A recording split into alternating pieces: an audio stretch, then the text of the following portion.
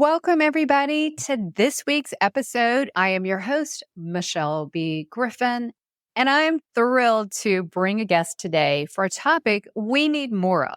We need women on stages more than ever. So it's my pleasure to welcome to the show, Lisa Dublin. Welcome.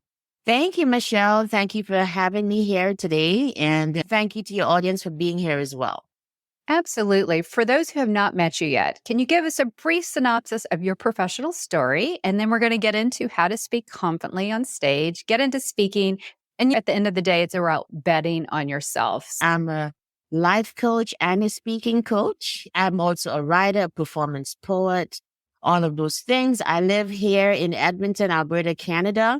But I had an entire life before that as a speaker, presenter, oh my gosh, all the things, trainer, lecturer. I did TV, live TV, and recorded, was a reporter. I wrote in the papers. I've been that communications person. Sometime last year, I left the 9 to 5 to pursue full-time employment in my own business as a life coach, a speaking coach, as a speaker as well. That's another big part of the business model. And I bet on myself. And that's how come I'm here today. Well, that's a wonderful story. I came across, the beauty of LinkedIn. I think we weren't even connected. And somehow your post that one day, several months ago, came through.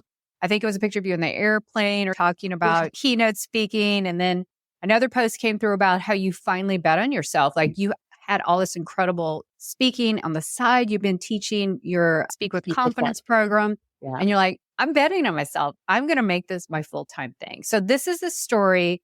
I want to encourage other women to bet on themselves, whatever that dream is. And here's the thing. We're going to talk about speaking because unlike what I posted today on LinkedIn, people say, oh, public speaking, it's like worse than death. No, it's a cliche buster. That's a story we tell ourselves. If you really have a message and a mission and burning desire to help others, speaking is a platform. You could start with LinkedIn live shows and podcasting, but speaking is the platform for greater visibility, contribution, and authority. So thank you for sharing that story on LinkedIn. Thank you for sharing it just now. Where do we start?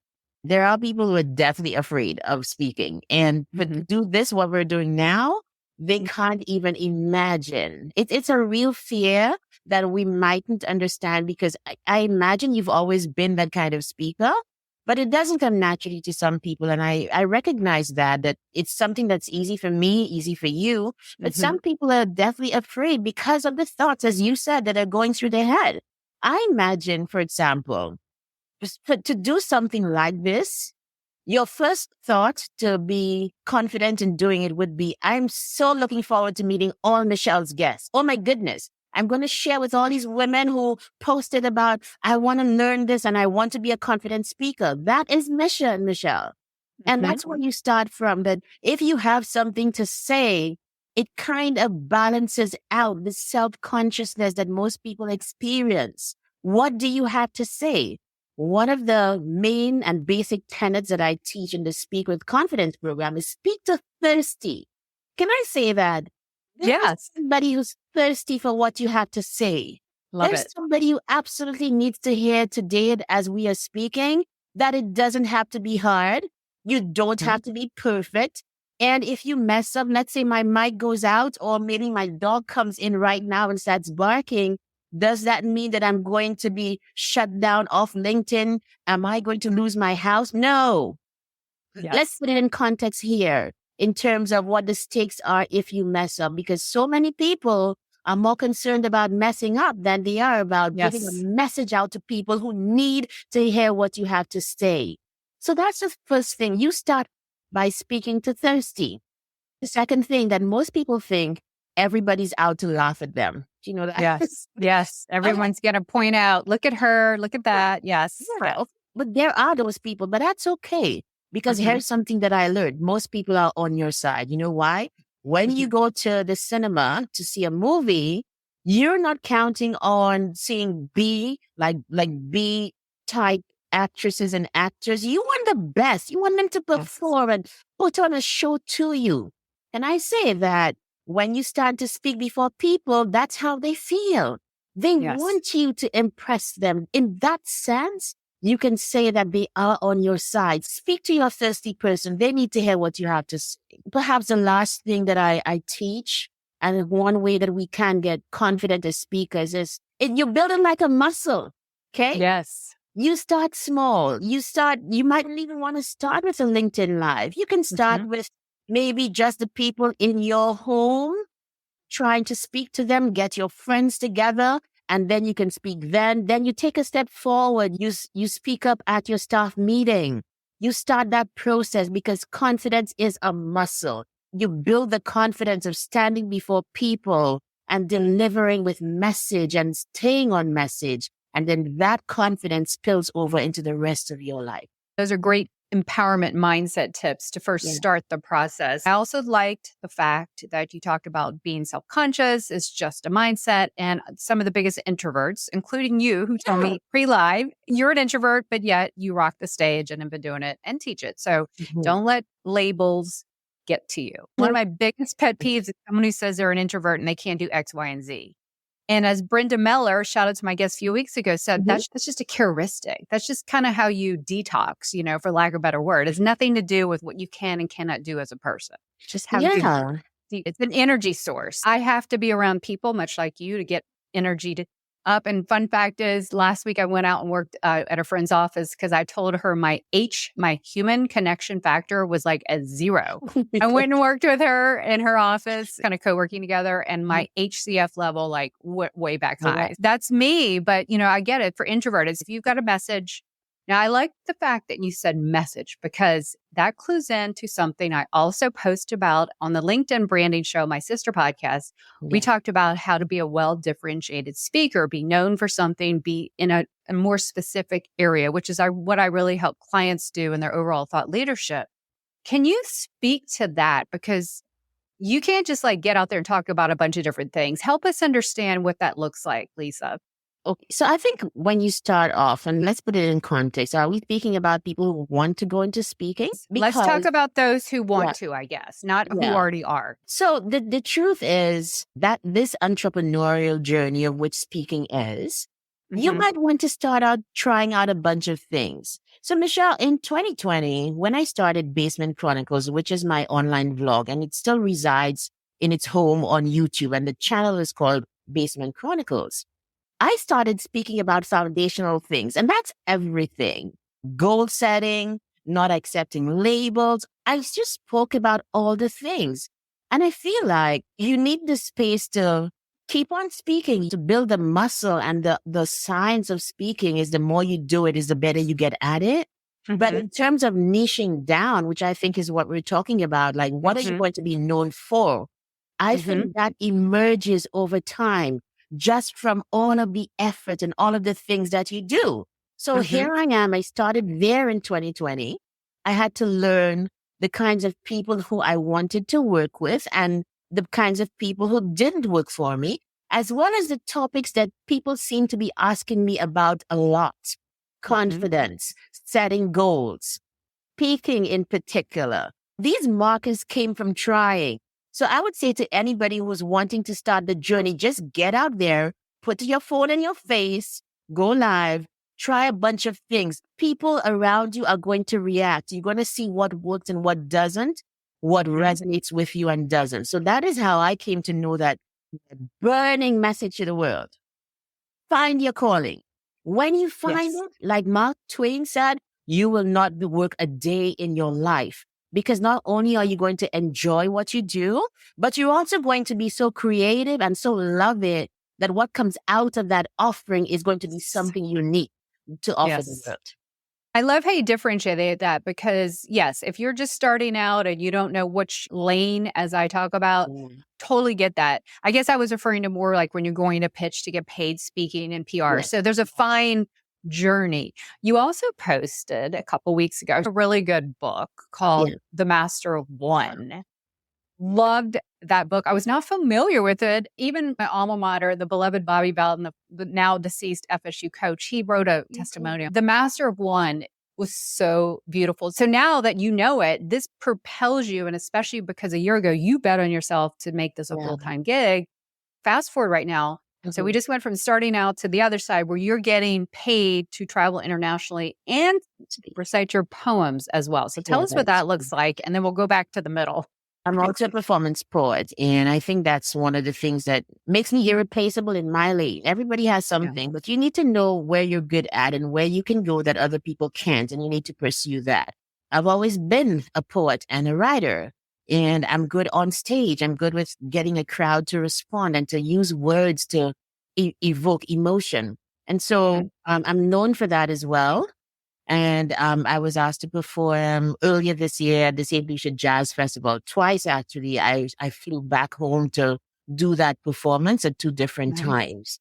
And, you know, just opened up a whole new offering to the world, recognizing that even as an entrepreneur, it's still part of my business offering. So that's what it is. But then it starts from taking yourself seriously. It starts from recognizing this gift, it's not just bound to be vocational. Can I package this and make it in such a way that people want it? It solves a problem for people enough that they're going to pay me for it. Where you understand your gift, you distill your message. That's what you go out there to offer to the world and get compensated for it. How can you support it with the other things, Michelle? Like, you know, the books behind you make a difference when you step on stage because they give credibility. And of course, another source of income. Those things are possible. And I'm teaching people how to do that now. That's it. The hardest part about you've written books. So the hardest part is not the writing, it's the crystallizing the message, right? To condense it. And it just works so well with speaking. So that's a whole nother topic for another day. Now let's talk about the women who they're in a certain area. They have proof of concept. They're making money. They have clients. They're in a business in this topic. Where would they start from? They know their lane, but they don't even know where to start now to get into speaking. Let's start with why do they want to be speaking? We always speak about message, right? Is your message to go out and get more clients so that you'll be speaking at business mixers, you'll be making pitches, you'll be making presentations to people who can become potential clients? That's a deep purpose right there. If that's what you're about, it's really that speaking is like a tool to help in your business. So if you approach it that way, then you master the business so you can speak about it at whim. And that may convince people to come into your world and to be clients, that kind of thing. There's another set. Does that kind of answer the question or do we need to go further? No, that's good because it is a business. There's different ways and different forms why you're doing business. With anything, start with the why, the purpose. What is the goal you want? And how can speaking support that goal for your business, for your book, whatever? There's so many ways to do it. So where does one get started? After they work with you, where do you send them off to start landing those speaking gigs? Well, I would say knowing who you are and where you want to go. For me, and find your fire, speaking is your thing. You're known for speaking. They always call on you to give the vote of thanks, to MC, to do all the things, but goes out and is able to also get compensated for it and become even a thought leader. Like, we can think. That's simplistic to say, but let's put our thoughts out there into the world. Let's lead and speak with our thoughts. And that's so powerful.